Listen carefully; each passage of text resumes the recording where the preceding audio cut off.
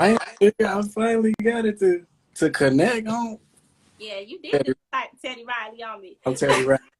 How do I pin it to the www? Yeah, that was me a minute ago. We gonna cleanse the set. We ain't gonna jinx us over here. Let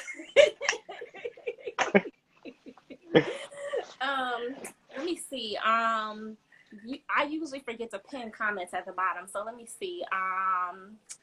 Follow at Penn Banneker and at Lynn Solar. And if you all are joining the live, go ahead and hit like, share, and share this live with like 5 of your people and tell them to get on and join this thing, okay? Come on, Red Cup. No? Okay, with your red cup, follow Penn Banneker at Lynn Solar and share with your friends. Okay. How you doing today? I'm good now that we got the those technical difficulties worked out.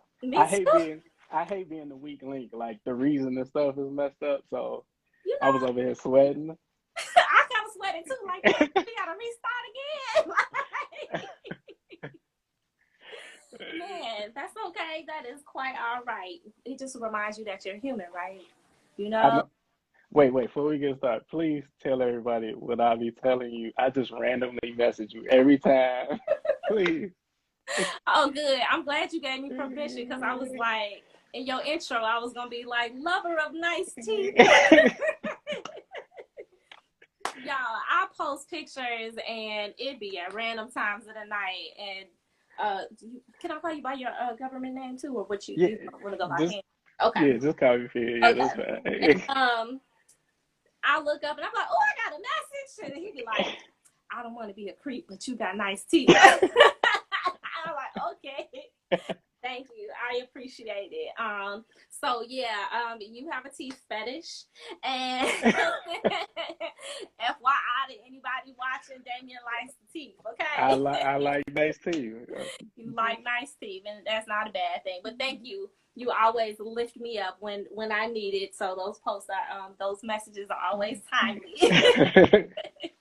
Well, I'm glad I could do what I could do, But no. Yes. Yeah. Let me go ahead and do this intro real quick before we get started, like my official Tea Time with Lynn intro. So welcome to everybody watching on IG Live. This is Tea Time with Lynn. I created this weekly series to highlight my creative friends to talk about their journey and things about their purpose, how they self-care, and love and relationships. So today I have as my guest co-host Penjammin Bannekar. We've been friends for a while. We're college classmates, and we're fellow musicians. And let's see, lover of nice teeth. Damien is a rapper, recording artist. And didn't I leave out a title of yours, producer? Because you be producing the jams too. Yeah, I produce, I songwrite. I'm starting to get into script writing and the sketch writing and things like that. So do a little videography, a little photography, but you named the main things I want to be known for. So. Okay, cool. Because I was like, oh, he didn't correct me and tell me I left out producer. I would at least put producer on my post, but it's cool. I knew we was gonna get it all out anyway on this live. But so anyway, welcome to everybody watching. Welcome, Penjammin Bannekar. Thank you so much for joining me. I'm excited to have you on. And guess what? Like, 2 things. You and I don't really like talk for real. So I got like a ton of questions. It's always in passing. Well, pre-pandemic, when we see each other, when we talk, we always see each other at events and stuff. But yeah, we ain't talked since the pandemic. Yeah. Yep. And also, true story, I geek out about people's journeys. So I got a lot of questions for you today, which might even spill on over to another journey topic. But I eventually want to cover all the topics. But anyway, I just want you to say what's up to everybody before we really get down to the nitty gritty. Good people, how y'all doing? I'm glad that I could be here, and I'm glad that you invited me to be on your platform and talk about any and everything that went on with my journey, that's continuing to go on with my journey. I'm glad people are joining in to watch and view and listen. So hopefully we can be of value, of substance. And we will be. That is inevitable. And so once again, before I ask the first question, all of you all that are watching, go ahead and click share and share this live with at least 5 of your friends so they can join too and they can enjoy themselves. And then the next time that I'm on and we're on, they will know because they will have started to follow me and Penjammin Bannekar, and I have pinned our Instagram handles down at the bottom. So anyway, thanks, everybody. Let me go ahead and get started. Okay. Woo! I'm like, ooh! So, okay. I want to, of course, start with how did you get started on your, I'm just going to call it musical journey, or I'm going to call it creative journey. How did you get started in your creative journey? How far you want me to go back? You want me to go back to a kid, or you want me to go back to like when I really started trying to make this a career? How about since you brought both of them in, you could talk about both because I understand that experience. All right. So about, I was like 4 or 5 years old. I was a huge Michael Jackson fan. I actually went to see Michael Jackson in concert, like the band tour at Allstate Arena. It was called Rosemont Horizon. Then I actually was in the building. Nice. I don't remember too much of it. I remember the beginning. He did Man in the Mirror and Thriller. Those are the only things I really remember about the concert when I was there. So that kind of, it was like the greatest thing I ever seen. So I wanted to be Michael Jackson. Yeah. So I would go home and, you know, I had a magic marker and I would go in the basement and I put on my church shoes and I would dance and I would sing. And I played the bad record so many times, like I scratched it up. And my dad was like, you know, that record is messed up, right? I was like, no, Michael Jackson just got a cold. Like, it's good. It's good. So I played it ad nauseum. And that was the beginning stages of me wanting to, I guess, create or be an artist. I didn't know what it was. I just thought it was the coolest thing ever. Like, I want to dance and I want to sing, but I quickly found out I couldn't sing. So, right. And then, you know, like it became like our age. Michael Jackson became not cool at one point, right? So you couldn't really say you was a big Mike fan. So at that point, that's when I started getting into hip hop. And when I got into hip hop, I know a lot of people gonna laugh at this, but remember when Bad Boy first came out, when Diddy? Absolutely, that was my first concert. So when they came out, like everything they was doing, I was like, they got Biggie, they got Total, they got Craig Mack. I'm like, this is blowing my mind. Then when he started rapping, I was like, okay, if he can rap, I can rap. And that's right. That's really what made me sit down and start writing my own raps. Because at that time, I'm thinking like, Diddy is actually writing his own raps. He can't rap. It don't sound good, but if he can do it, I can do it. So, right. So that's how I got into it. And I remember the summer between, 7th and 8th grade, like my cousins from Houston, they came up here. I hope they doing good. I ain't talked to them since they fiasco been going on, but they had came up here for the summer, like the end of summer, and we was just bored, and we was like, hey, y'all want to make a song? And we was like, yeah, let's do it or whatever. So my brother at the time, he was like, man, whatever, I'm going to play video games. I'm going to play Sega Genesis, whatever. So it was actually me and Courtney, my oldest. You are aging us. I want you to know. Hey, listen, I'm a video game head, so we can talk about video games all day. But me and my older cousin Courtney, we started writing lyrics to the actual the Can't Nobody Hold Me Down that Puffy did with Mace. Yeah. And so that was the first song I actually recorded on my computer with the little computer microphone. The quality was terrible. I don't even remember what I'm talking about. I'm glad I don't have the song no more. So it just grew from there. And then like the next summer, I got, my little homies, my brother, I included him this time, and my 2 best friends. I'm like, all right, we about to be a rap group. And we was really into Bone Thugs and Harmony and Outkast and Goody Mob at that time. So we like, yeah, we about to do it like them or whatever. So we would just go to, I'm about to date us again, Sam Goody and buy Yes. the singles, because on the back side of the tape they had the Yes. instrumentals. Yep. So that's what we would do. We would go buy that, and then we would go in my grandma's basement, and she had my granddaddy had a like a stereo system with the mic, so he could like DJ and talk over Uh-huh. when they was having parties or whatever. So my boy, he brought his boom box over, and we set it up on the bar. We had the mic, and we pushed play on the music. That's how we got the sound for the music. We rapping or whatever. Then when it was your turn to go, you had to pass the mic, Yes. and you had On time. to receive the mic without making the mic noise. Yes. Make it click, and then rap your part. And not everybody had to do it on one takes, or everybody had to start over again. So that was really, really how I got started. And then in my high school years, I was in the hooping. It was hooping everything. So I would still write raps, but I Yeah. would never record them or go like say them out loud to people. Mm-hmm. And then when we got to U of I, I never forget. I was in PAR. You ain't stay. What'd you say? I stayed in Allen, and then I stayed in what you call it? I can't even think of it, but the six pack, and then I was Okay. in apartment for the last 2 years. Okay.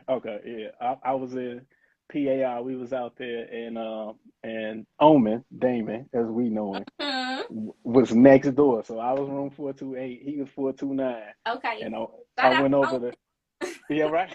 I went over there like the first day I moved in, and we chopped it up. They was playing video games. Sat down, started playing video games, and then I found out he did music. And then he was like, "Yo, it's this program, Cool Edit, that you can record yourself and do your own music to." And after that, I just took off. That's so awesome.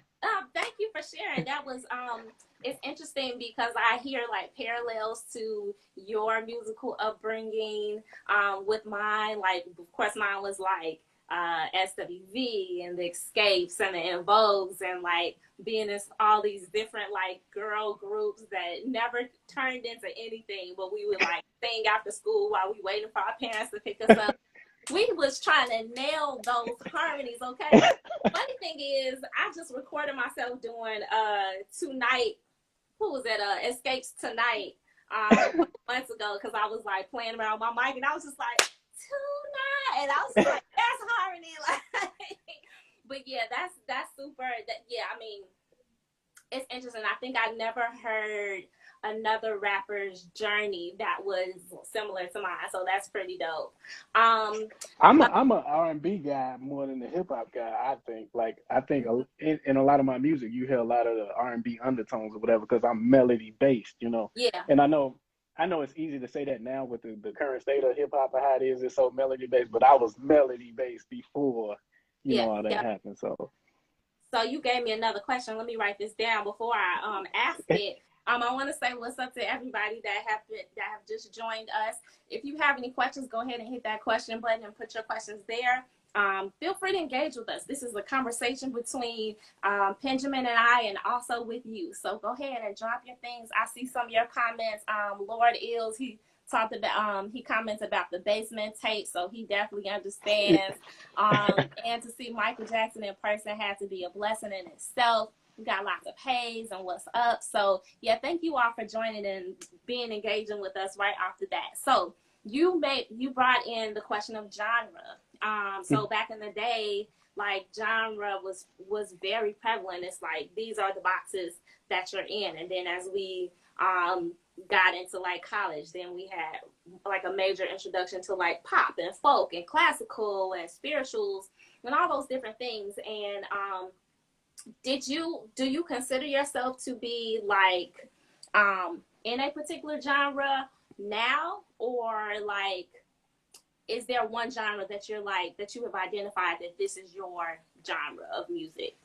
It's funny you asked me that now, because now I would say just classify me as a music artist. Yeah. Like you already know music is a universal language. Like, don't put me in he's a rapper or he's a hip hop artist, or it's so many subsects of hip hop. We can go on and on and on for that. But back then, I would tell you like, no, I'm a rapper. Yeah. No, I'm a rapper. Like Would you write songs for people? No, I'm a rapper. Don't even put songwriter in there. I just want to be a rapper. Just a rapper or whatever. So it's just funny how along your journey you just kind of let go of certain things and you kind of like, this is not even that important. Just recognize me for being an artist and for making music that relates to you, that you can, like to listen to, and that's good. Yeah. But Yeah. back then we were so concerned, well, I was, at least I was so concerned about being viewed in this lane. Like, don't see me as, like, one thing uh back then, like I would write like a lot of, I don't want to say chick raps, but girl rap songs about. So when I started putting out my albums, I would go in the studio and be like, I'm not making no girl songs. They were like, but you super dope at that. Like, you can do that with your album. I'm like, yeah, I know, but I'm not making no girl songs. I'm not. So, and that's one thing. Now I'm like, whatever comes out, it just comes out. Yeah. So Yeah. I try not to, limit my creativity, or like you said, put myself in that box. Just let it flow and let the music speak for itself. Got you. So tell me a little bit more about the girl songs. You mean like songs that you write for women, or songs that relate to you and women? Tell me a little bit more about that.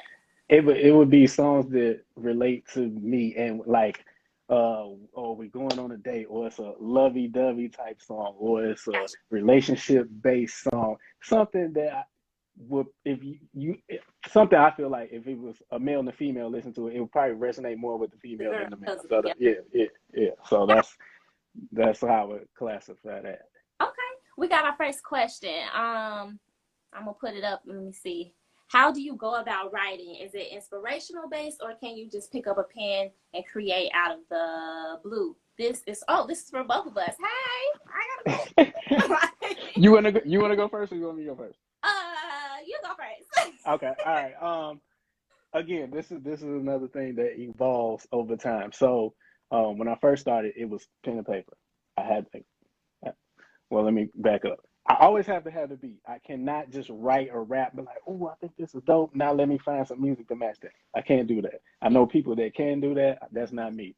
But when I first started, it was always pen and paper. Like, I remember I mentioned before, in high school, I would write raps. I had a green binder with loose leaf paper, and man, just full of raps, full of raps. And then, if you go back through some of my college stuff, it's just notebooks, just full of raps. Probably got some geology notes in there. Probably got some Right. class notes in there, but there's raps in there too. Yeah. So then I graduated from that to actually, you familiar with Notepad on the computer, right? Yep. Like, nope, it was Notepad. Everything was I Like had a US. on Word, Microsoft, on the old I couldn't computers. I couldn't do Word, right. I couldn't do Word. It had to be Notepad. It was just a mental thing for me. So I had a little USB thumb drive that I would save all my raps on, and I would go to work. And at this point of my journey, I was writing raps literally every day. I'm talking about write raps at work, go home and Oh, record, because I always have my own like recording setup or whatever. So write raps at work, go home and record. Next day, write raps at work, go home and record it. So it was to the point. It was like, it was, if I didn't do it, I would be cranky because I didn't get my okay. creativity out, right? Like I had to do that. So, and then after that, when we started using phones or whatever, I went over to the phone, and I would find myself, because I'd be in my car a lot, playing the music, Mm-hmm. and I still got a voice recorder to this day. And then it's just I'm mumbling out, like, sometimes it's cadences, sometimes it might be a few phrases or whatever. Sometimes it's just straight gibberish. Yeah. And then I'll when I come back to my setup, I'll play it over the beat. I'm like, okay, what phrases or what words fit here? And that's kind of how I create for the most part now. It's just, it has to feel right, because when Yeah. you do that mumbling, that's the right thing. Yeah. And then when we get into writing, oh yeah, that's when you kind of taking yourself away from, because that's that first original feeling. That's the first creative spark that you had. Like, that's genuine, that's authentic. Yeah. And then as you keep, nitpicking and taking away from, you get further away from it. So I try to stay as close to that authentic spark as I can. Nice. I love that answer. I'm taking notes, by the way. So I'm in here like, okay, I need to know this. So Laura Ill said, that's how I am. I'm just now learning to write it without a beat. notepad was bare bones and finding that. Yeah, it's definitely about finding that flow. Let's see, for me, how I go about writing. Woo, let me tell y'all something. I haven't written anything in a really long time. But I do miss it. So my inspiration, my writing is inspirational based. It's based off of my story. I learned early on in my own journey that I needed to find out who I was as an artist. And in order to do that, I needed to find out who I was as a person. And that who I was as a person was who I was as an artist, was the influence to what I was going to speak about. So my first album is about my story. Like, all of those songs are a piece of my story, like some journal entry that I wrote, some frustrated whatever that I wrote. And the funny thing is about my songs, a lot of them are like, I'm better at making melodies first. And when I'm creating the things, often it's like a whole bunch of different melodies. And then sometimes it's like I think I'm writing something that is a verse, but turns out it's really a bridge. So I think my superpower is writing bridges, because I'd be like, that's just a song of bridges. But then eventually, for me, it takes time, right? So it's like, because I'm writing so much about my story, I also have to live the story. So a lot of my songs are like, I started off 1 month, and then 6 months later, I'm washing the dishes, and I'm like, ooh, this goes to that song. And then I'm like drying off my hands, trying to add to it. But again, so a lot of my songs are from initial thoughts and musings and frustrations that I've had. I wish I could just pick up a pen and just write. And I used to really judge not being able to do that. But what I can say is this: when I look back and I listen to my songs and I look at my lyrics, I'm like, I am a songwriter. Like, I can write songs, and it doesn't matter the pace that it takes. It's just the matter that I got it out. I did my creative thing, and whatever that was is my story, and it's important and it's valuable. So, yep, that was an awesome question, Lord. Let me ask you this: how Yeah. about from start to finish? We ain't talking about an extreme situation. From start to finish, how long will it take you to write a song? I don't know. Let me see. You said okay. So one song that took me the longest, it's a reason why it took a long time. This song is Unstoppable on my album, right? And it started off being titled Growing Pains. And I wrote that, I think, in 2014. Was dealing with this dude, and I was just like having these feelings, and it just felt like this stretch, right? And so I'm trying to write this song, Growing Pains, but it's to this dope ass, type of flow to it. And what happened? Me and dude ghosted me. I was devastated. I encountered lots of other losses in a short time frame, and I just was like, I was quitting everything. I quit life. I quit music. I was like, fuck everything. I'm gonna wash my face, brush my teeth, eat, wake up, go to work, go to bed. Like, that was it. And so I literally was like done with like doing anything creative. But once I started to get back into it, and I had to do a lot of healing, and so I did my first solo trip. That was 2015. So now this is now a year later.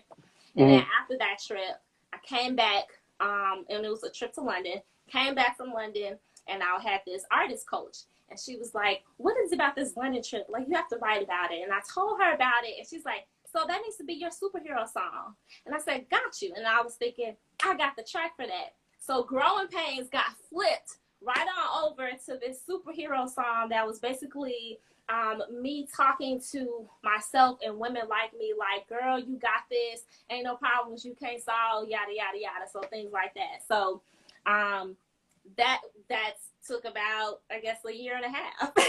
Okay. But the shortest one was I Am Enough, and that took about 4 months, and I had co-writers with that too. But that song was timely, and the mood was right, and the people were right, and that was about 6 months. Okay. I just wanted to see like how our creative I guess juju goes together and stuff. Because like sometimes it take a minute, and then like Yeah. right now, I go to the studio. Like my favorite day of the week is Thursday because that's when I go to the studio. Yeah. So I set myself up from like Sunday through Wednesday from 10 p.m. to whenever I get finished. I Okay. try and work on some music because I know on Thursday I gotta have something. Yeah. So I try and bang out a song a week. Um, Sometimes like when you're working with other writers and stuff, it don't Yeah. necessarily go like that. When you wait on the feature or something, it definitely don't go like Right. that. It just happened. So yeah, man. So I needed that confirmation to see like it's when it gets done, that's when it gets done. Absolutely. Let me see. So Laura Ill said, Lynn, I've been waiting on new music for a little while, Queen. So get to writing. You are not the only one. Look, I'm waiting on it for myself. But yes, quality over quantity. Jay Hill said, what's up? That's So my engineer, Jay Hill. yes, I know. What up, Jay Hill? I actually came across a picture of you, me, and Jay Hill. I believe Jay Hill's in this picture. He should be, but I'm not really sure now. But you remember I was in that show at Yep. Village, yeah. And the 4-year anniversary was yesterday or a couple of days ago. So Yeah, I it remember that. popped up. Yeah, but I was like, oh, It was right over it was off North Avenue in Clybourne, right? yeah, absolutely. Yeah, yeah, I remember. Yeah. Yeah, that was cool. You know, you was a little bit slimmer too. I was like, is that? Listen, my hair ain't got long. First of all, I don't know what's going on with my hair. Let's not talk about Pandemic that. shit. Let's not talk about that. But I'm getting a grown man weight on my face and stuff now. So That is quite all right. So I want to say what's up again to everybody that's joining. Go ahead and drop your comments and engage with us. If you have any questions, go ahead and drop it in the question thing. I see another question from you. You got. Let me see what this question is. Okay, from Reg Young Beats. What do you look for when collaborating with other producers and artists? uh, me, it just gotta move me, pretty much. Like you you don't have to play the beat for me like more than 45 seconds to a minute. If I ain't liking it or feeling it or it don't make me nod my head or something, it's not gonna work. It's just not. So that's Oh, the first step. P Diddy, That's the first, Simon Cowell. right. That's the first step. It got to make me feel something like, okay, yeah, I like this in the first, like I said, 45 seconds or so. And then a lot of uh, things that I noticed that producers do that I end up using their beats, like Jay Hill produces, by the way, too. Like he'll have a beat, he'll play the beat, and Yeah. he'll have it name something, and it'll just spark the song concept. Like he got this one, the one beat I think it's called "Being Difficult." He just sent it to me the other day. I'm like, yeah, yes, yes. Sometimes it's that easy. Now I'll tell you one thing I don't like when producers they say, "Yo, I want to send you some beats," or just come to the studio and sit down and vibe with me. Right. No, Because because business I don't want. Yeah, professional. I don't want to hear you go through 8,000 different snares to find the right one. Like I Right. ain't got the patience for that. That's why I don't make beats myself. Yeah. So, but as long as it moves me or whatever, and then a bonus if the title is something that intrigues me or catches me, then it's a good chance I'm gonna go ahead and like let me get that, let me write to it. Now, Yeah. if we put it out or not, that's different. But we at least gonna attempt. Right. You know what's funny? You reminded me of that. It's funny to me how producers name their tracks. I'm like, how you come up with fuzzy slippers? Be like, wait, what do fuzzy slippers like? What did you hear? That made you right. They just put anything on it. I love that, and it is so hilarious. But yeah, I do sometimes ask producers, what's the name of this tracks to see if it helps. But normally, if it's fuzzy slippers, that don't really help me. But Right. so I'm not sure if this question is for me too, but I'm gonna go ahead and answer. Particularly for me, I have to do things that are connected to who I am, my brand, and my story. So if I'm writing with producers, songwriters, collaborators of any sort, like we have to be able to come into agreement with what is this about, and does it resonate with me? Like you said, is it moving? And is it just something that when I think about it, I guess from a wisdom perspective, when I look back at this song and when I listen back at this song, is something that I want to always know that it has integrity and I'm proud of it, and I know that I won't be like regretting that I put my voice or put myself as the face of this song. So those are just a couple of things that I consider. Do you have songs you regret? I had to jump in and ask you that. So no, I don't have any songs I regret. I mean, shit. Listen, you have a ton of songs. I was looking at your catalog the other day, and I was like, damn. But I just have the songs on my album, and I have a couple songs that I just didn't release. Could never find the right thing to it. But so yeah, no. I mean, I haven't put out anything that I regret. But I do. It's funny because I have a regret question for you. But Okay. I regret not doing certain things a certain way. Like when I first got started, you know, it was like that hook singer thing. It's like rappers are always looking for someone to put vocals on a thing. But I really needed someone to help me write my story, help me collaborate, help me build tracks and things like that. So a lot of my producers were also like producers for rappers. And so that was challenging too. So I regret, like, at one point I was singing a lot of hooks, but I regret not getting or not even knowing I guess maybe negotiating a better positioning, like not being a work for hire, but being credited as a feature or a songwriter or a hook writer, some type of contributor in some sorts instead of just a work for hire. So I did do a hook on an album by an artist that I'm not gonna name, but I heard the song, I think on some like, not station, it was somewhere. I heard the song on something like years later, and I was just like, it would have been nice to at least, oh, you know what happened? Because this was when we were like still getting CDs out of trunks and stuff. And and like I came across somebody on his team who was like, oh yeah, I know such and such, blah blah blah. Here go his CD, gave me this free CD, and I look on it and it's got the song on it, and I was just like, fuck it, like. But I mean, you live and you learn. It's not like I did like a big contribution to it in terms of like creating. I did the hook. I just sang some things, but I still wish now that it had a said featuring Lynn Solar. Right. I got you. Yeah. I got you. So Reg Young Beat says, great feedback. Thank you. Hope our creative paths cross soon. Absolutely. Indeed. I do know I need to, look, y'all, I understand. I need to get back into the music game. I get it. I hear you. I'm going to get there. And I am looking for collaborators. Penn, you were supposed to have me in the studio last March. Was it last March or the March before March? No, it probably was last year because that's when pandemic hit. So usually my studio sessions, usually the way it works, like me and Jay will get over there, we'll chop it up. We have to bullshit for a minute before we get to work.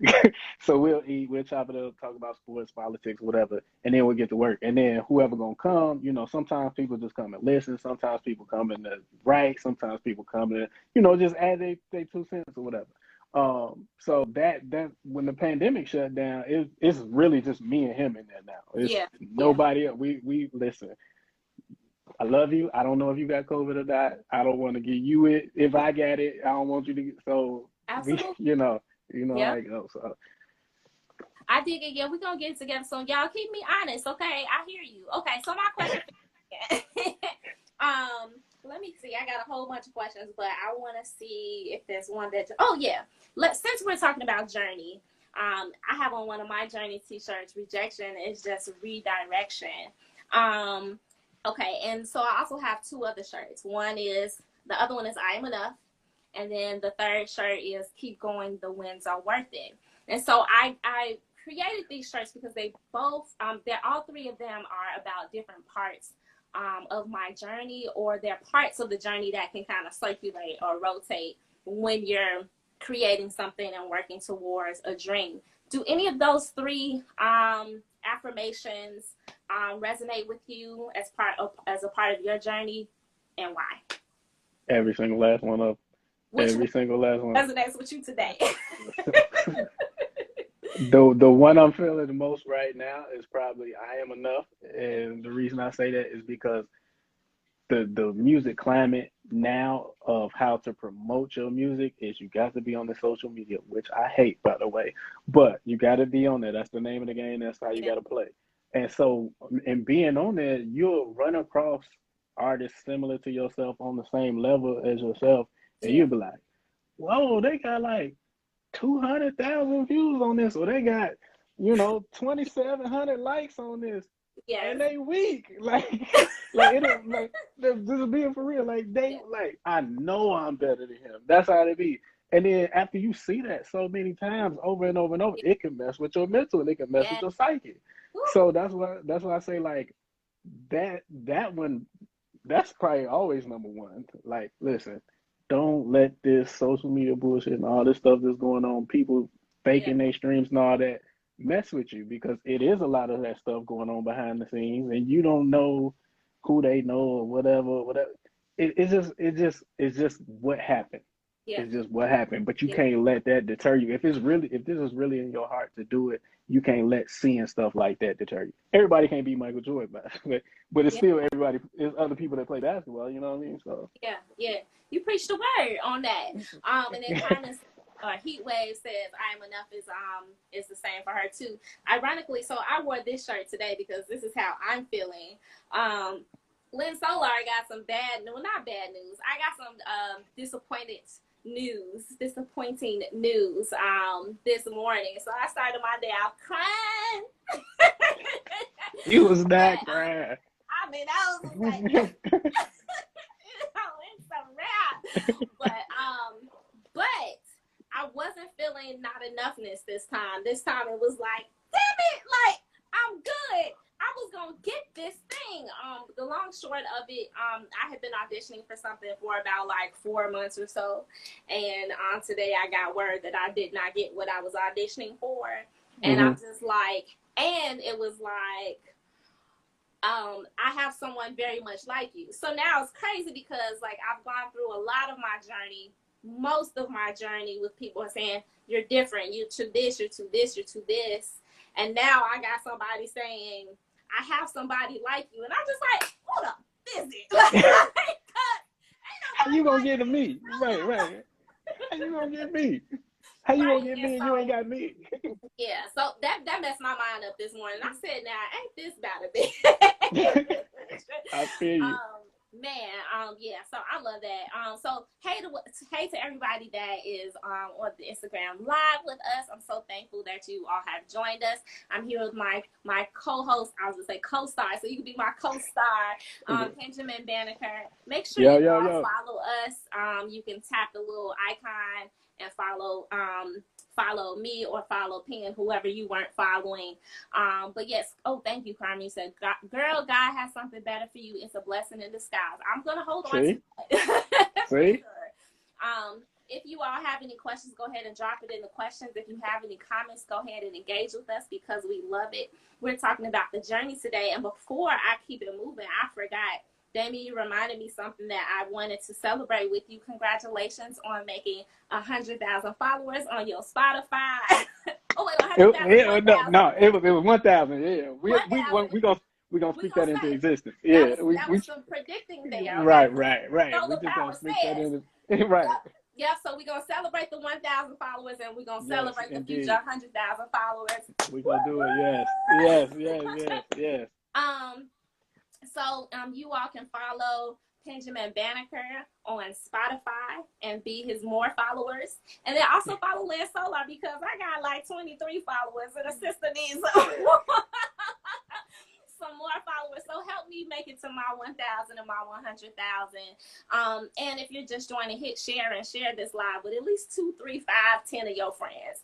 Okay. 2, 3, 5.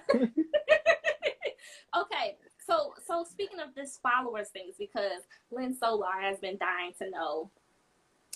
For me, that is like super big that you have 1,000. Like it's been really hard to get people to follow because everything is so accessible. So it's like even if they forget to follow, they know if they ever think about it whenever far away or near in the future, they could just Google or whatever, but they don't actually hit the follow. So tell me, how do you get people to follow? I know you do a couple campaigns, but like what has been your thing that has helped you reach 1,000 followers?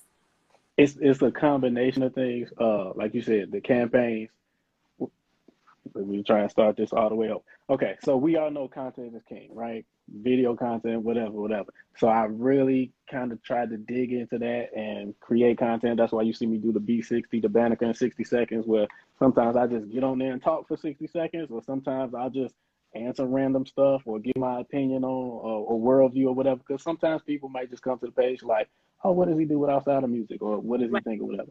So that was one thing I did. Then I really took my time and got on YouTube University and really tried to dig in and learn as much as I could about the Facebook ads or whatever. Because, like I said, marketing is everything. Marketing is everything, and because of how the algorithms are smashing our stuff down, like we follow each other, and sometimes I don't see stuff you post, you don't see stuff I post. I have to look for you. Yeah. Exactly. That just blows me. It's like I know her in real life. Like I can't see her post. Like this is stupid. So to kind of combat that, we got to play the game or whatever. So once I started to get better at targeting my audience and putting my ads in front of the right people, I was seeing that seeing conversions come from that. Okay. How long did it take for conversions? For the most recent release, I think that was starting to be not the tip of the iceberg, but I was starting to see results from the year of work I put in. Because when we went into to quarantine, it was like, okay, we working from home. I ain't got no excuse because ain't nobody gonna be looking over my shoulder. I'm gonna make this thing work or whatever. And like I said, I study the algorithms and how often they change and all this. It's overwhelming. But so once I started to like get the hang of that and figure out it ain't even really about likes. If I just go on people's page and just comment and not even leave like emojis, like really just hit them with a comment, then they'll comment back, and then I'll say something else, and then it's basically telling them, or it's telling that algorithm or whatever, like, yo, I like what he's got going on or whatever, so I'm gonna have to show up in their post or whatever, blah blah blah. And then when I dropped some music, I did a whole, I don't want to say a countdown, but it was really a countdown. But it was very targeted, it was very focused. It wasn't just I was just putting out like 9 days the song coming. Like there was intent behind it, and it was okay after because most artists when they put the song out, it's like, okay, what else? What's next? You know, what we gonna do? But I have follow up to that. So like I got hoodies I sell, the Win Your Race hoodies or whatever. So I was like, you know, if you screenshot listening to the song, whatever, I'll send you a free hoodie. Boom, that's keeping people interested in it. I did the $100 Nike gift card giveaway. I do that. Yeah, I do that every January because of my birthday. Shout out Nike.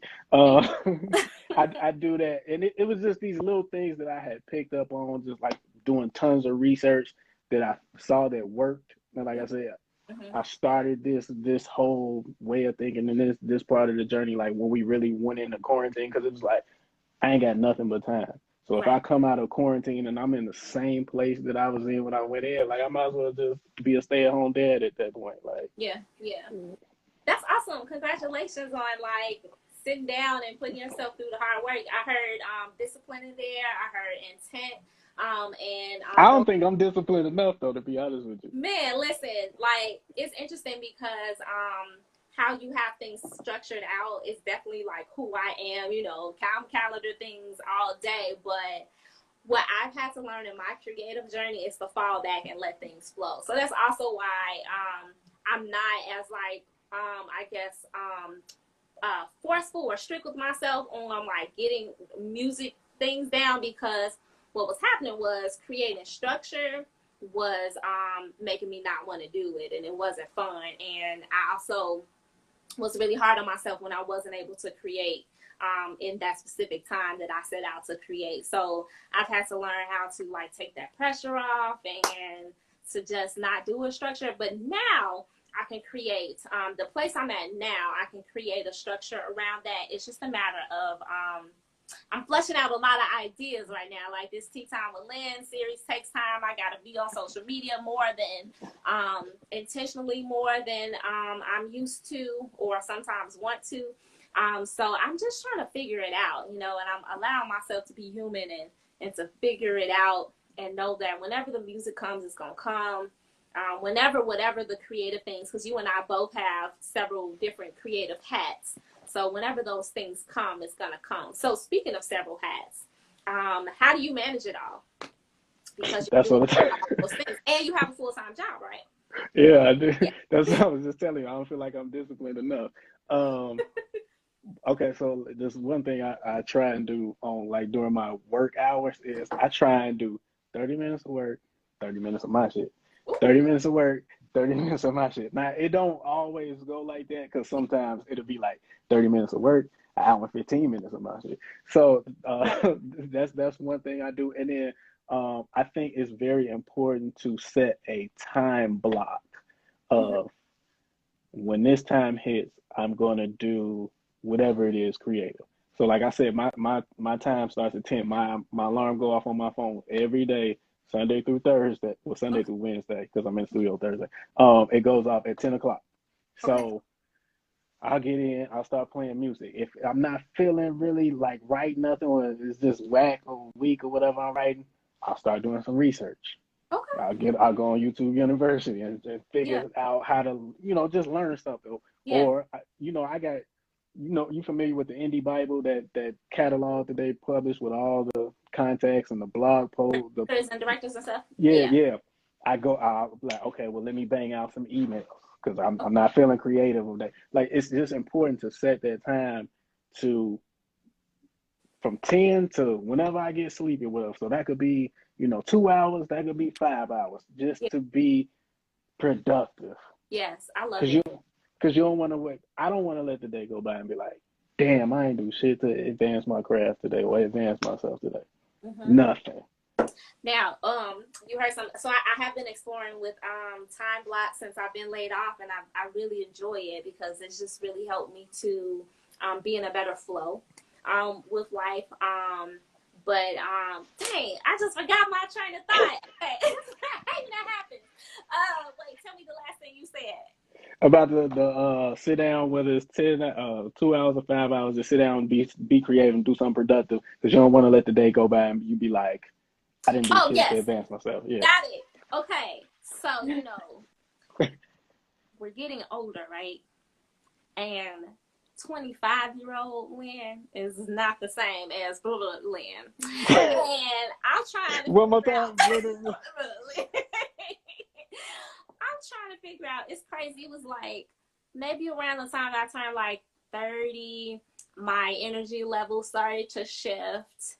And then when I got 33 and 34, like the energy level just shifted, and I just can't, I cannot do like I used to do at 25. And for a long time it was frustrating me because then I was trying to make it be like, and I still do it now, like I try to make myself stay up past a certain time because I can't go to sleep until midnight, and it's like, but why though? And so then I'm just like, now just like, I'm gonna have grace with myself. When I'm sleepy, I'm gonna go to sleep. When I want to wake up, I'm gonna wake up. But like, has your energy level changed over time? Like, how has your schedule shifted as you've gotten older? It's funny that you mentioned that because, like I said, I do this on Sunday through Wednesday. Well, Sunday through Thursday, I'm up. For me, after midnight. Friday and Saturday, it's over with. Okay, if I sit still long enough, I'm out at 9:30. Like, it's over with. Saturday, the same thing. Like, it's just over with. Don't ask me to watch no movie or nothing because it's just over with. Like, prime example, I give you my brother's, I guess his mother-in-law, whatever. My brother's mother-in-law had a birthday gathering on this past Saturday. and went over there. It started like 3. I stayed over there till like 8.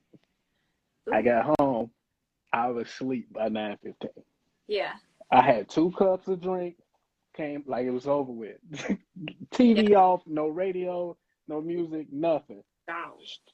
Out. That's a long time for an event too. Like that you were there 3 to 8. Yeah. And we wasn't doing nothing. We ate, ate tacos, chopped it up, broke bread, and then came home, went to sleep. So it's just that's getting older, I guess. Yeah. Well, congratulations to us for getting older, like, and still be in this music industry, entertainment industry through all of this many shifts. Before I go into my next question, and I think I'm gonna keep you on for about maybe like 15-20 more minutes since we started a little bit late, but I'm having a good time, and I didn't realize that we have so much to talk about. But I wanted to give you some time to talk about your projects. I know that you have one coming out. That's correct. Coming, the VMT, yeah, the VMT. Now what? What does it mean? I want to know, because Auntie Lynn might have missed it. Okay, I'm gonna be very real with you. What does the VMT stand for? Like, is it a secret? Can I know? Because I need to know. No, okay. So I purposely haven't written out what it means anywhere on no post because I just didn't want to. But when I talk to people, I tell them it means the visual mixtape. And so what it's gonna be is every song will have a visual with it. Do you follow like Ha Davis and I Am Desi Banks and the Christie Show and all these comedians and stuff? Yes, okay, yes. So you know how they pretty much doing the videos in 60 seconds. Yes. So I'm trying to create a lot of content. That's where the Bannekar in 60 seconds come from. Okay. When I start doing the VMT news, where you see me play Trevor mumble rap when I got the wig on. Yeah. All of that was circled around the visual mixtape. Everything has to be visual content for people to interact with it. So that's what it means. Yeah, so that's what it means. Tell Beyonce to give me some of that budget. Oh, I'm so glad I asked because listen, I tried to make that a word one time, and I was just like I was like, does it say movement? I thought it said movement for a minute, and I was like, no, this say BMT, and then I didn't want to like ask because I felt like I didn't know, and I just missed it, and then it was like 2 days ago, and I watched something of yours, and you said the BMT, and I was like, oh, it's BMT, and I was like, now what? Yeah, the visual mixtape, the visual and it another reason just behind using that, it was like I wanted to own that space of internet real estate. Yes, it's not a lot of stuff hashtag the VMT or whatever. So again, doing my research, like, oh, I can own this. This can be, this can be related to me. So yes, I love that. Okay, so do you have anything that you want to share about your journey before I continue? It's been a hell of a ride. It's been a hell of a ride. I probably quit more times than I can count, and then restarted more times than I can count. Have you ever? I know you probably seen the little picture of the guy. He's like mining. He got the axe and he's mining. And right when he quit, on the other side, if he just hit it one more time, it's a diamond on the other side. Dang. That's legit how I feel my journey is. Dang. What a visual. Yes, I feel that. Like I had to take a moment. I feel that, and that actually is one of my questions. Was I was going to ask you about quitting and how many times you have quit, or if you have considered quitting. I quit multiple times. I would say a week. I meant a year. But I have just a really, my perspective around quitting is that they're just moments of reevaluation, and they're moments of rest, and they're moments of pause. And so when I think about it, it's not like quitting doesn't have to have like a negative thing. Giving up might be different than quitting, but quitting is like, let me just refocus, rest, reimagine, recreate. Maybe like God is saying, pause. I want to tell you something. You know what I mean? Right. Take a break. Yeah. But what do you have like recurring things that make you want to quit, or what's the last time you wanted to quit, and what made you feel that way? I think the main thing when it comes across my mind of like, man, I should just focus my energies elsewhere is everything that you have to do for an indie artist to get noticed. Um, no one likes yelling at a brick wall saying, "Hey, look at me." And I feel like, a lot Mm. of the times that's what I'm doing. Hey, look at me. Yes. And nobody looks at you. They Hey. see you, won't even turn their head, they just keep walking by. And so You get me right because here. I'm just like, oh. because that's so exhausting and requires so much energy, that's really the only reason that makes me want to like, man, let me just focus my attention to something elsewhere. But other than that, like the love to create music, that's still the same because I still genuinely just Yeah. I love the shit out of that. Like Yeah. I'll say this, I don't enjoy writing as much as I used to, but I Yeah. still love getting in that studio and recording and hearing it. Like Yeah. when you hear it back for the first time, like Yeah. or your engineer react to it and he like, yo, you did it. It's like that feeling is unmatched. So Yes. so Yeah. that I'm still going strong with that. Yeah, it just the nail on the head is that like it takes so much to get to the thing that we love to do. Right. Which is why a lot of creatives quit, which is why a lot of people in all different industries quit. But specifically for the entertainment industry, it's like I feel like the amount of no's and the amount of like disappointments they're just higher. And it's higher for us, and then it's like we have to um wear multiple hats and extend ourselves, use our energy, use our emotions, and then it's like all those things take away from our energy to do what we love to do, and what we really love to do is the performance part. Right. Like we Right. want to get in the studio, use the vocals, press the thing, but before we get there, we gotta post about it. We gotta put people together. We gotta be the project managers, the creative directors, Right. all those things. And it sucks.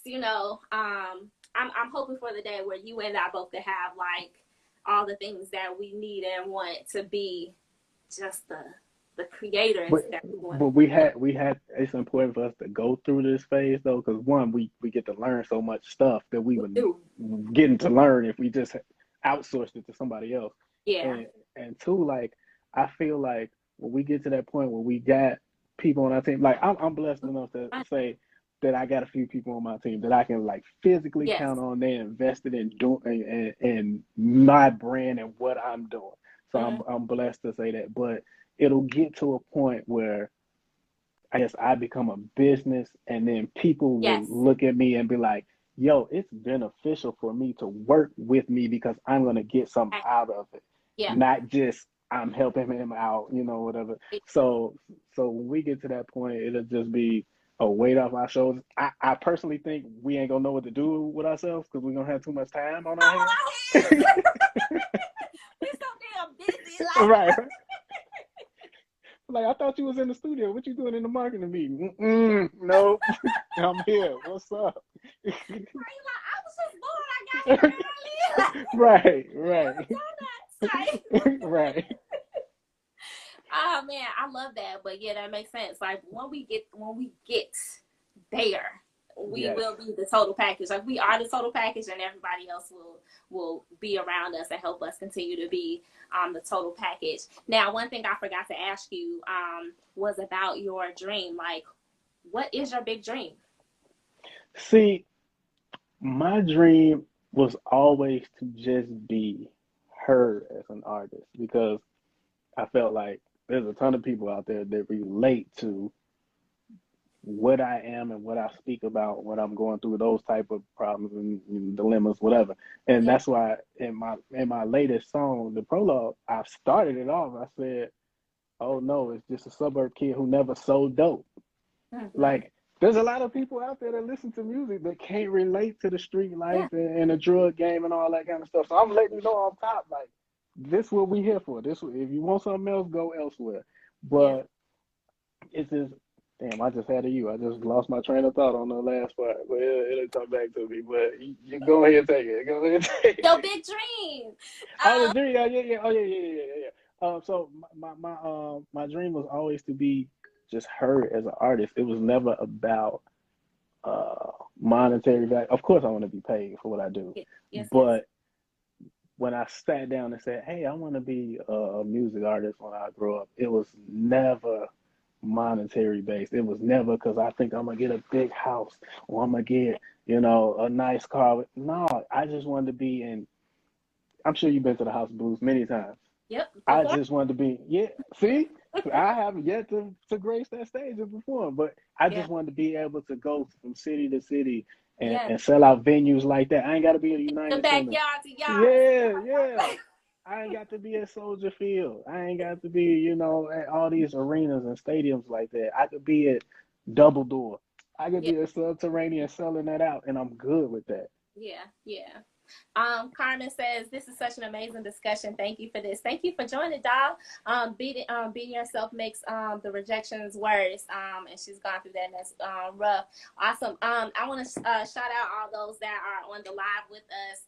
I'm on Welcome to Tea Time with Lynn, with my co-star Penjammin Bannekar. If you have any questions, go ahead and hit the question button, or you can add it in the comment section, and also add any of the comments that you have. Let us know what resonates with you, because we want to engage and know who you are too. So let me see. I'm gonna do one more question, and then I want you to promote yourself, and then we gonna talk offline about the time for you to come back. Okay, I bet.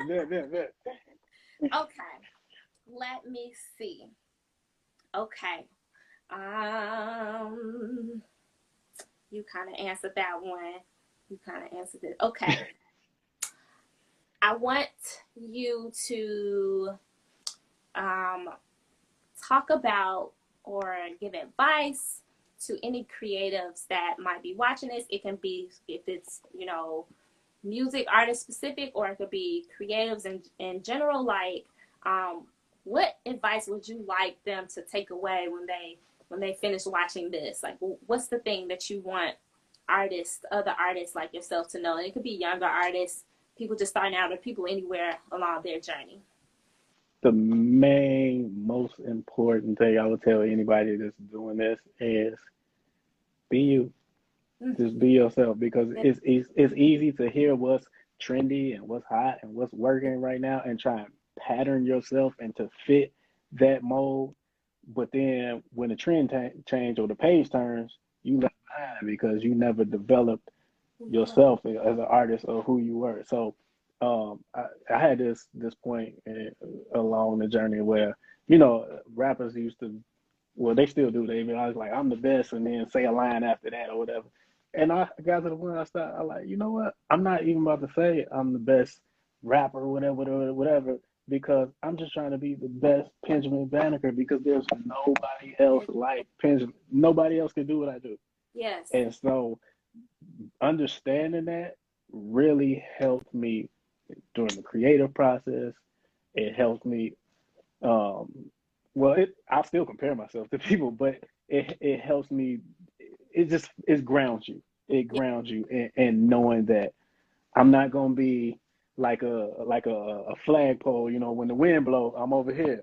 Right. Next time I'm over here. Yes. No, I'm Let in your the middle. yes and your Yeah. no. Right. Like, so you could tell me, yo, I ain't really like this song. Cool. I'm still right here. I like this song. Cool. I'm still right here. Like, love this. Yes, grounded. Okay, I got 2 more questions. I lied. You good. Keep going. I wanted to know how you handle disappointments, because that's important too, is how we pick ourselves back up. I'm weird because I get more out of people telling me. But if you just tell me you don't like my song or whatever, I don't get nothing out of that. But if you tell me a reason why you don't like my song, I get more out of that than you be like, yo, that's hot, it's dope. Because it's just a layer of it's a depth there that they give you, because they willing first to give you the time to be like, yo, I think because your vocals was wrong on this, or I ain't like when you said this or whatever. Okay, I'm kind of got to know. Like, it's not really gonna affect me on how I make the next song, but right. I just appreciate that feedback versus just, I just ain't like that shit. Well, why not? Yeah. So, So that's in terms of feedback from listeners. Have you had like a music industry disappointment? Like maybe you had like a promotional goal, or maybe you tried to be, because you're an independent artist. Have you ever tried to be with a label? Like, all those other, like, I guess, higher level music industry things. Well, it's a like a site called Submit Hub where you basically submit your music to publications. Okay. They'll whether that be a playlist, whether that be influencers, whether that be blog sites, magazines, whatever. So they're required to, I think, listen to 90 seconds of your song, and they have to write you back and tell you, tell you if they're not gonna post it or they don't feel it's a fit, they tell you why. So, being that that's kind of like industry level people, yeah, that's big. It's just like sometimes you see it and it's just like, okay, Awesome. yeah, like you I don't even want to say a sting. Like you just read it and you pause and okay. Like it's literally like that for me. Like that don't bother me at all. Because I feel like if it did, I would make music. Because there's always gonna be people that don't like it. Absolutely. So you'll never be disappointed about nothing now? Like you just be like, you just let it roll off your back? Like my biggest disappointment and frustration, like I said, is spending all my energy yelling, look at me, I got something covered up. That's the biggest thing for me. Yeah. But the somebody not liking it, okay. Yeah. I feel that. That's cool. Okay. So my last question. I don't promise.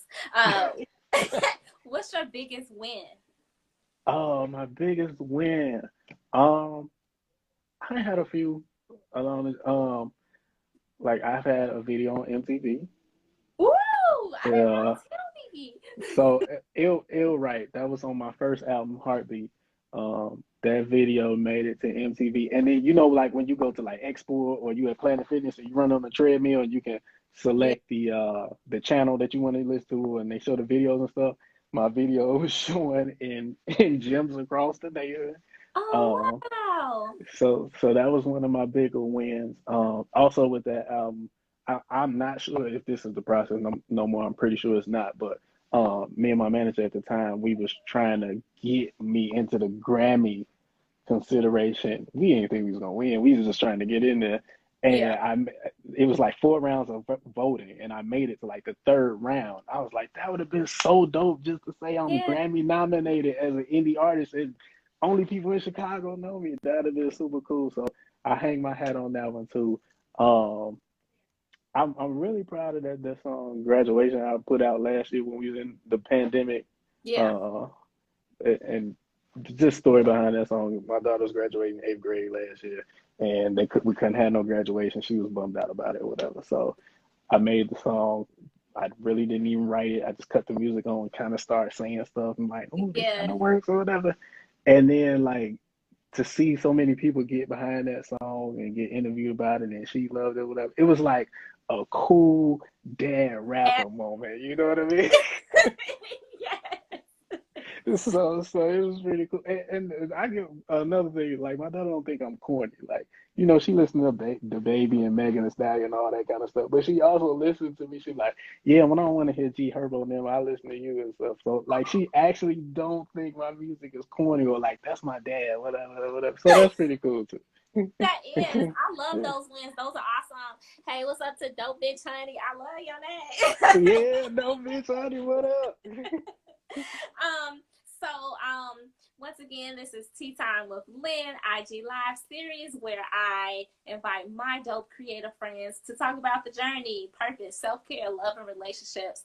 My co-star, Penjammin Bannekar, today has been super awesome. You can catch the replay of this live soon after. Make sure you share with your friends. I'll be here every Tuesday. Make sure you follow Penjammin and I on Instagram and on Spotify. And Penjammin, I'm gonna let you go ahead and promote yourself. Talk about how we can support you. So as Lynn said, the 1,000 Spotify followers. That was a great thing for me. If you are not following on Spotify, please do. And I am working on the VMT as we just talked about a few minutes ago. This is really my most rewarding project that I worked on as an artist. Little backstory on that. The album was called something else. It was called Suitcase before, and I took a trip to New York. Would you want to know about this? Okay. Oh, Yeah. Suitcase. Yeah. Okay. Went to New York, and that was the first time I got to listen to it outside of my normal comfort zone. I was like, "This ain't it. This ain't."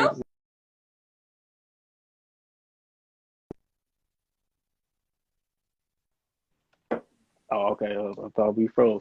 It just wasn't what I was trying to make, so I pretty much tore everything down and started over again.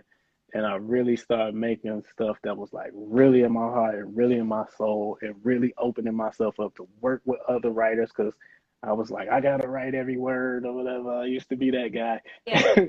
So this time I haven't been like that. Do you know Vanessa Avery?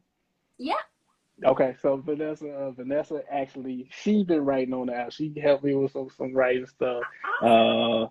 I work with Mac Universe out of Atlanta. Work with my boy Mark Bird, who's produced for Kanye and Dr. Dre and all these other people. Jay Hill, of course. It's just so many people that's just been involved in it. So I really think it's gonna be my most rewarding project, and people just really gonna appreciate it because it's just it's just what it is. It's the music that Kanye West that people want Kanye West to make still, but he on some other stuff. Yeah. Is that's what it is? Gotcha.